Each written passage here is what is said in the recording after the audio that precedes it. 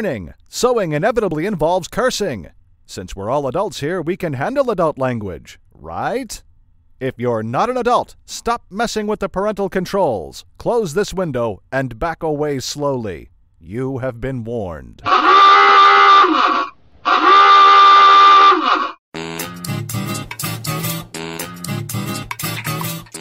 Okay, so today I have to apply this facing to my caftan, and I'm going to be using a backstitch, and it's a nice contrast of this yellow thread against the green, so I figured it would show up very well on camera, and I can show you how to do a backstitch. Now let me just take this pin out of here because I'll be holding it. Pins, by the way, are the most... Okay, they're not useless. They have their uses. I mean, obviously, I have some pins here in my caftan outer material, but I hate pins, and I'll tell you why I hate pins. Pins move, pins fall out, pins prick you when you try something on. They're very, very annoying. A much, much better way to, and pins, if you're using a sewing machine and you sew over your pins, you could break your needle sewing over your pins, and then a piece of needle comes flying off and hits you in the face. And don't say that that never happens, because I've had needles break and come flying off and hit me in the face. I was not damaged, but it was terrifying to have this piece of metal come speeding at my face. And I hate it. You should hate metal speeding at your face. It's not something anyone should like. But pins are the devil, and you should avoid using them whenever you can. If you see here, and I don't know if you can see because it's yellow thread on yellow taffeta, but I'll try to show you where it is with my needle. I'm putting my needle underneath a basting stitch here, and you can see that I've basted the lining fabric to the padding, because this is padded. It's going to be quilted eventually, but at the moment I'm just putting the facing on, and the facing is going to cover up this nasty edge of the brocade and the equally nasty edge of the taffeta. I didn't cut it carefully because you don't have to cut it carefully if you're putting a piece of facing over it. So see, what I've done here is I've caught it to the padding, and only to the padding, using these big basting stitches, and that holds it and nothing ever moves. And it's terrific because it doesn't matter what you do with it. You could turn it upside down, you could shake it, you could try it on, you could throw it on the floor, and those basting stitches will never move. Whereas the pins, pins fall out all the time, and my husband is a really good pin finder. I don't know what it is. I think he drags his feet when he walks, and I don't, so I never get pins stuck in my feet that I've dropped on the floor, but he finds all my pins.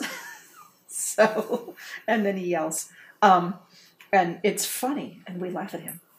But anyway, so I'm telling you, baste your stuff together and don't use pins, because pins suck. Now, I'm going to do a back stitch to attach this facing. Usually I do another stitch called a prick stitch to attach a facing, but not on this one because it's a bit thick, and for reasons I won't get into, it won't work as well. So what I do first is I line up my stuff where I want my facing to be, and I'm going to put my needle underneath the facing, about the area I want it to come out. Then I'm going to pull on my knot so that everything's straight, so I don't have that loop of thread that loops around one of these annoying pins, and that pin is there as a marker. That's where I begin and end, so that has to be there, unfortunately. The basting stitch won't do that work. So it's just kind of a marker pin. Anyway, then you get your good old thimble and you stick it on your middle finger, because that's where there's a bunch of different ways you could use a thimble. Some people use thimbles with the tops. I use a tailor thimble because I'm a tailor, so I push from the side, not from the top. Although some people push from the top as well. There are other ring thimbles that you don't see so much in stores. This is actually a silver ring that I've just pushed into the right shape to be a thumb thimble, because sometimes I push with my thumb and I couldn't find a thimble that was comfortable on my thumb, so I just used this ring. I find that I use thimbles differently for different stitches. Because, like, for example, in the back stitch, now I've gone just a little bit before, and as I'm in there, you can feel with your needle where the fabric is. I'm not going to the outside. I'm just catching the inside of this brocade. And then I go as far in front of the thread as I've gone behind it. See, and keep your thread straight. And then push it, pull it through. Do the same thing again. Put my needle in almost exactly where it came out last time. And go just that much in front. Now you see what I'm doing. I'm actually pushing with my thumb because I don't push with my middle finger when I do a back stitch. I push with my thumb, and I don't put a thimble on my thumb to do that because I'm pushing with the top of my thumb. And I conveniently, from years and years and years of hand sewing, I have a callus right there on my thumb, so this doesn't hurt, which is something that you can do. Now you see, I'll talk about that some more in a minute. You see this spidery thing that's happening with my thread. When you sew a back stitch, you're actually going around in a circle like this. And what that does is it makes your thread spiral. So every once in a while, just kind of let it unspin like that. And then you'll see when I do it again, it shouldn't do that spirally thing. I'm catching the padding, but not the outside of the brocade. See? No spiraling. So every few stitches you're going to need to do that, because otherwise you end up with a tangle.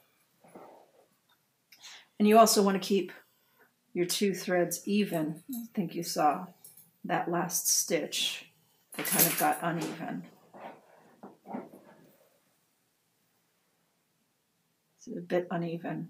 Before you let it close, just pull it with the needle, straighten it out. It doesn't have to be perfect, but sometimes a good stitch, oftentimes a good stitch is a strong stitch.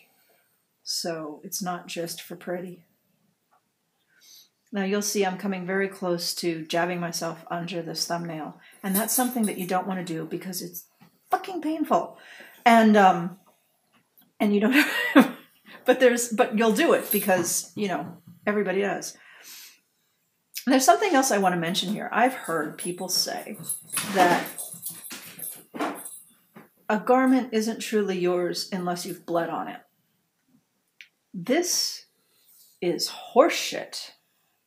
Why would you do something so disgusting as bleed on your garments? It's nasty. So if you prick yourself with a needle or cut yourself while you're sewing, go and wash up and stick a Band-Aid on. Don't bleed on your clothes. Besides, everyone knows if you want to make something yours, you pee on it. Yeah. Anyway, so I continue going on with this back stitch, as you can see, pushing with my thumb. You can push with your middle finger. There are people who back stitch and push with your middle finger because your middle finger's right there, and they push with the side of your middle finger with a thimble on it. I don't. I don't know why I don't. This is just how I learned, and that's how I do it. So, and as I said, I have a callus on my thumb, so it doesn't bother me to do it. And as you go along, you can get faster and faster. Don't go too fast because then you'll you won't have control of your stitches. But see that? And that's a backstitch. A backstitch is a very strong stitch because you're basically doubling the amount of stitches. It's slow because you're going back half a step, taking one step backwards for every 2 steps forward. But it's a strong stitch, and it's I'm kind of meandering here. It's a decorative stitch too. It's if you keep your stitches nice and even.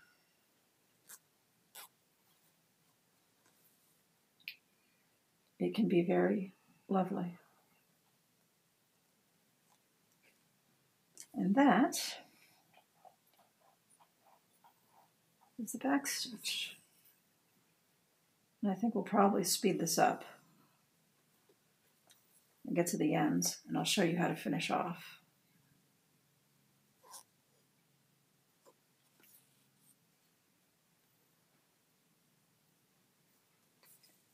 Getting too far away from the edge. The great thing about sewing by hand is if your stitches meander a little bit, you're going slowly enough that you can correct. I'm just tipping back up towards that edge. Looks like it's time to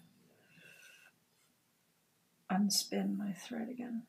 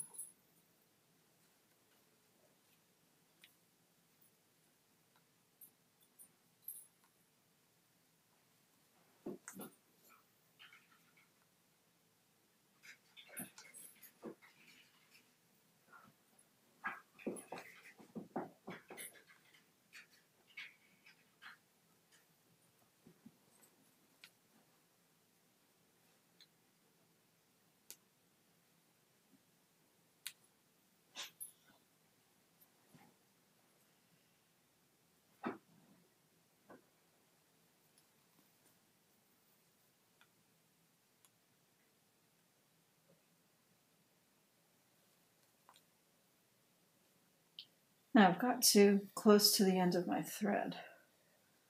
I need to tie off. Got about one more stitch I can do. Now what I do is I take my thread, I take my needle, and I weave it in and out. Now this is very effective when you're doing a straight stitch, and again I'm pushing with my thumbnail. But in this case, I don't really want it to show, so I'm trying to just take up the spaces in between the stitches with my thread. See how I've basically sewn backwards for a little length. And then I'm just going to cut my thread. And that's not going to come out.